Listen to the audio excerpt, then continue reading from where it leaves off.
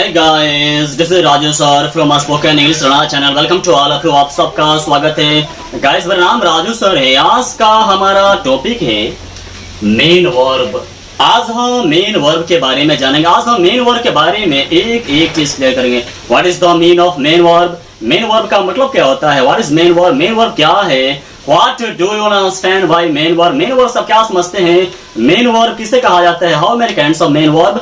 Main verb कितने प्रकार के होते हैं? उनके एग्जाम्पल्स क्या होते हैं? उनके पहचान क्या होते हैं? आज हम एक एक चीज को क्लियर करेंगे गाइज। बहुत ही महत्वपूर्ण वीडियो लेक्चर है, ध्यान से देखना है इसे अंत तक। आपको बहुत कुछ नया सीखने को मिलने वाला है। What is the mean of main verb? Main verb का मतलब क्या होता है? मेन वर्ब का मतलब होता है मुख्य क्रिया। What is main verb? What do you understand by main verb? Main verb क्या है? मेन वर्ब किसे कहा जाता है? मेन वर्ब सब क्या समझते हैं? The verb which is used alone or with helping verb in the sentence is called main verb. The verb which is used alone or with helping verb in the sentence is called main verb. वह क्रिया जो वाक्य में अकेले या सहायक क्रिया के साथ प्रयुक्त होती है उसे ही मेन वर्ब यानी मुख्य क्रिया कहा जाता है। यानी जिस क्रिया का प्रयोग वाक्य में अकेले या सहायक क्रिया के साथ किया जाता है उसे ही मेन वर्ब यानी मुख्य क्रिया कहा जाता है। जैसे he eats a mango, he eats a mango। यहां पर जो eats है यह वर्ब है। वर्ब में यह मेन वर्ब है, मुख्य क्रिया है, क्योंकि इसका प्रयोग वाक्य में सेंटेंस के अंदर अकेले किया गया है। देखिए ही प्रोनाउन है, आर्टिकल है, मैंगो नाउन है। इस वाक्य में सिर्फ एक क्रिया है इट्स, यानी यहाँ पर वर्ब का प्रयोग अकेले किया गया है, एलोन किया गया है, इसीलिए यह मेन वर्ब है। He eats a mango. यहाँ पर इट्स क्या है? वर्ब है। वर्ब में यह हेल्पिंग वर्ब है या मेन वर्ब है? मेन वर्ब है। कैसे मेन वर्ब है? क्योंकि इसका प्रयोग सेंटेंस के अंदर अकेले किया गया है, इसलिए यह मेन वर्ब है। They are going, they are going, वे लोग जा रहे हैं। दे आर गोइंग, वे लोग जा रहे हैं। यहां पर जो गोइंग है वर्ब है। वर्ब में यह मेन वर्ब है, मुख्य क्रिया है, क्योंकि इसका प्रयोग सहायक क्रिया के साथ किया गया है। यहाँ पर आर क्या है? हेल्पिंग वर्ब है, सहायक क्रिया है, जो मेन वर्ब गोइंग की हेल्प कर रही है, सहायता कर रही है। दे आर गोइंग, यहाँ पर मेन वर्ब क्या है? गोइंग है। कैसे मेन वर्ब है? क्योंकि यहाँ पर गोइंग का प्रयोग सहायक क्रिया आर के साथ किया गया है, इसलिए गोइंग जो है मेन वर्ब है। सहायक क्रिया हमेशा मेन वर्ब के पहले प्रयुक्त होती है, यह ध्यान देना है। Ayansh is ready to go there, Ayansh वहां जाने के लिए तैयार है। यहाँ पर जो इज है वर्ब है। वर्ब में यह मेन वर्ब है, मुख्य क्रिया है, क्योंकि इसका प्रयोग सेंटेंस के अंदर अकेले किया गया है, एलोन किया गया है, इसलिए यह मेन वर्ब है। देखिए ये नाउन है, ये एडजेक्टिव है, ये टू एक अलग चीज है, पार्ट ऑब्जेक्टिव पार्ट है, गो क्रिया है, देयर अदर वर्ड है, टू अदर वर्ड है। इस पूरे सेंटेंस में सिर्फ एक वर्ब है, वो है इज, अकेले है, एलोन है, इसलिए यह मेन वर्ब है। जिस क्रिया का प्रयोग सेंटेंस के अंदर अकेले होता है या हेल्पिंग वर्ब के साथ होता है उसे ही तो हम मेन वर्ब कहते हैं। यहाँ पर इज मेन वर्ब है, मुख्य क्रिया है, क्योंकि इसका प्रयोग वाक्य में अकेले किया गया है। आई हैव अ गन, मेरे पास एक गन है, मेरे पास एक बंदूक है। यहाँ पर जो हैव है वर्ब है। वर्ब में यह मेन वर्ब है, मुख्य क्रिया है, क्योंकि यहाँ पर इसका प्रयोग अकेले किया गया है, एलोन किया गया है। इसको छोड़कर और कोई भी वर्ब नहीं है, ये अकेले है, मेन वर्ब है, मुख्य क्रिया है। We should help the poor, हमें गरीबों की सहायता करनी चाहिए। यहाँ पर जो हेल्प है वर्ब है। वर्ब में यह मेन वर्ब है, क्योंकि यह सहायक क्रिया शुड के साथ प्रयुक्त हुई है। यहाँ पर हेल्प का प्रयोग सब सहायक क्रिया शुड के साथ किया गया है, इसीलिए जो हेल्प है ये मेन वर्ब है, मुख्य क्रिया है। How many kinds of main verb? Main verb कितने होते हैं? There are two kinds of main verb.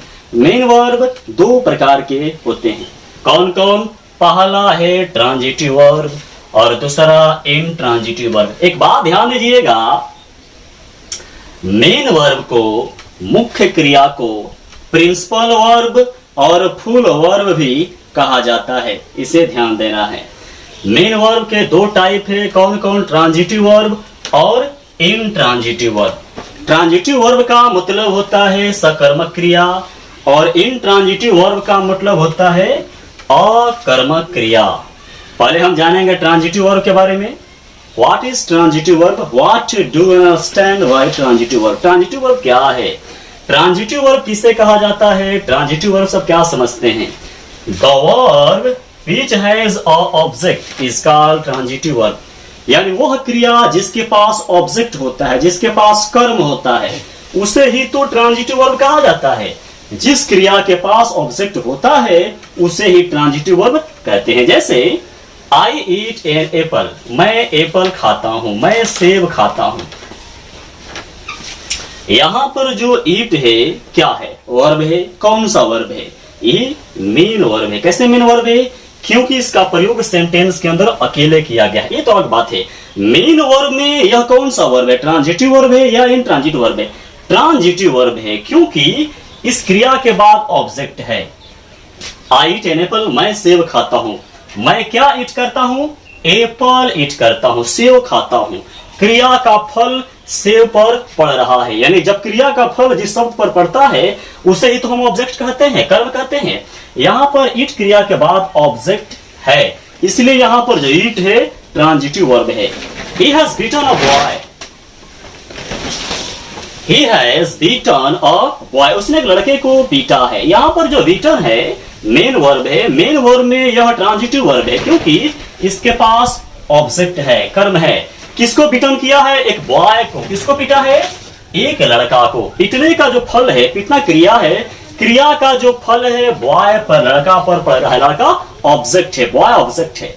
Winston क्या है? ट्रांजिटिव है कि इंट्रांजिटिव है? ट्रांजिटिव वर्ब है, क्योंकि इसके पास ऑब्जेक्ट है। They did not speak fluent English. उन लोगों ने फ्लुएंट इंग्लिश न बोला था, नहीं बोला था। यहां पर जो स्पीक है वर्ब है, वर्ब में यह मेन वर्ब है, मेन वर्ब में यह ट्रांजिटिव वर्ब है, क्योंकि इसके बाद ऑब्जेक्ट है, कर्म है। क्या स्पीक करते थे? फ्लुएंट इंग्लिश, फराटेदार इंग्लिश बोलते थे, है ना, उन्होंने बोला था। यहां पर ऑब्जेक्ट है, कर्म है, इसलिए जो स्पीक है यह ट्रांजिटिव वर्ब है। He can kill everyone। वह हर किसी को मार सकता है, हत्या कर सकता है, उनकी जान ले सकता है। यहां पर जो किल है वर्ब है, वर्ब में यह मेन वर्ब है, मेन वर्ब में यह ट्रांजिटिव वर्ब है, क्योंकि इसके बाद यहां पर ऑब्जेक्ट है, कर्म है। किल क्रिया है, क्रिया के बाद क्या है? ऑब्जेक्ट है, कर्म है ना। किसको मार सकता है? एवरीवन, सभी को मार सकता है। क्रिया का फल जिस शब्द पर पड़ता है उसे कर्म कहते हैं। एवरीवन क्या है? ऑब्जेक्ट है, क्रिया के बाद ऑब्जेक्ट है, इसलिए किल क्या है? ट्रांजिटिव वर्ब है। सम पीपुल शुड डू दैट। कुछ लोगों को वो करना चाहिए। यहां पर जो डू है वर्ब है, वर्ब में यह मेन वर्ब है, मेन वर्ब में यह ट्रांजिटिव वर्ब है, क्योंकि इसके बाद यहां पर ऑब्जेक्ट है। Ayansh had given 50,000 rupees. Ayansh ने 50,000 रुपया दिया था। यहां पर जो गिवन है वर्ब है, वर्ब में यह मेन वर्ब है, मेन वर्ब में यह ट्रांजिटिव वर्ब है, क्योंकि इसके बाद ऑब्जेक्ट है, कर्म है। क्या गिवन किया था? 50,000 रुपीज, 50,000 रुपया दिया था। यहां पर गिवन क्या है? ट्रांजिटिव वर्ब है। कैसे है? क्योंकि इसके बाद ऑब्जेक्ट है। दूसरा है इंट्रांजिटिव वर्ब। मेन वर्ब का जो दूसरा टाइप होता है वो है इंट्रांजिटिव वर्ब, यानी अकर्मक क्रिया। What is intransitive verb? Intransitive verb क्या है? What do you understand by intransitive verb? अकर्मक क्रिया किसे कहा जाता है? अकर्मक क्रिया सब क्या समझते हैं? The verb which has no object is called intransitive verb. वो क्रिया जिसके पास कोई ऑब्जेक्ट नहीं होता है, कोई कर्म होता ही नहीं है, उसे ही इंट्रांजिटिव वर्ब। देखिए मैंने क्लियर कर दिया है, the verb which has no object. The The verb which has no object is called intransitive verb.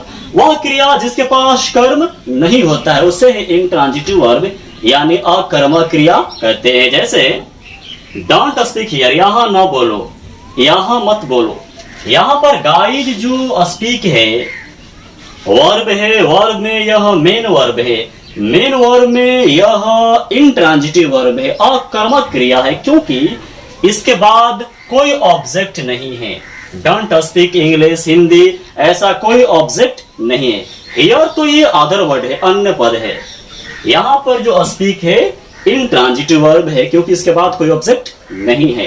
Go there soon, go there सुन, वहां शीघ्र जाओ, वहां जल्दी जाओ। यहाँ पर जो गो है वर्ब है, वर्ब में मेन वर्ब है, मेन वर्ब में यह इंट्रांजिटिव वर्ब है क्योंकि इसके पास कोई ऑब्जेक्ट नहीं है, इसके बाद कोई ऑब्जेक्ट नहीं है ना, ये अदर वर्ड है। एवरीवन स्पीक्स लाइक दिस, हर कोई ऐसा बोलता है, हर कोई इस तरह बोलता है। यहाँ पर जो स्पीक्स है वर्ब है, वर्ब में यह मेन वर्ब है, मेन वर्ब में यह इंट्रांजिटिव वर्ब है क्योंकि इसके बाद कोई भी ऑब्जेक्ट नहीं है, ये लाइक दिस अदर वर्ड है। Someone swims in that river, कोई उस नदी में तैरता है। स्विम का मतलब तैरना होता है। कोई उस नदी में, उस रिवर में स्विम करता है यानी तैरता है। यहाँ पर जो स्विम है ना वर्ब है, वर्ब में यह मेन वर्ब है, मेन वर्ब में यह इंट्रांजिटिव वर्ब है क्योंकि इसके बाद कोई ऑब्जेक्ट नहीं है। Oil floats on water, oil तेल पानी पर तैरता है। यहाँ पर जो फ्लोट्स है वर्ब है, वर्ब में यह मेन वर्ब है, मेन वर्ब में यह इंट्रांजिटिव वर्ब है क्योंकि इसके बाद कोई ऑब्जेक्ट नहीं है, इसके बाद कोई कर्म नहीं है, इसलिए यह इंट्रांजिटिव वर्ब है। गाइज मुझे उम्मीद है आपको यह वीडियो लेक्चर समझ में आया होगा। बार बार इसको प्रैक्टिस कीजिए, इसका रिवीजन कीजिए, इसको दोहराइए, हमेशा इसको सीरियस लेकर का स्टडी कीजिए, पढ़िए, प्रैक्टिस कीजिए। You must have here a sentence, the more you practice the more you learn. आप जितना ये प्रैक्टिस करेंगे आप उतना ही अपने अत्यधिक अपने जीवन में हासिल करेंगे, इसलिए प्रैक्टिस को कंटिन्यू रखिए, जारी रखिए। आप निश्चित ही इंग्लिश की दुनिया में ग्रो करेंगे, आपके अंदर फ्लुएंसी आएगी, आप निश्चित ही फ्लुएंट इंग्लिश बोलेंगे। दुनिया कोई भी ताकत आपको ऐसा करने से नहीं रख सकती। बस आप प्रैक्टिस करते रहिए, बार बार इसको पढ़ते रहिए, देखते रहिए, धीरे धीरे ये सारी चीज आपके लिए आसान हो जाएगी, आपके अनुकूल हो जाएगी और आप सफल हो जाएंगे। इस वीडियो को जितना हो सके गाइस इसे शेयर कीजिए ताकि भारत के बच्चे के पास पहुंचे और बड़े पैमाने पर बच्चे इसका लाभ उठा सके। यदि अभी तक इस चैनल को सब्सक्राइब नहीं किया है तो चैनल को सब्सक्राइब कर लें ताकि आने वाले हर वीडियो सबसे पहले आप तक पहुंच सके। तुरंत मिलते हैं एक नए वीडियो के साथ, तब तक के लिए धन्यवाद।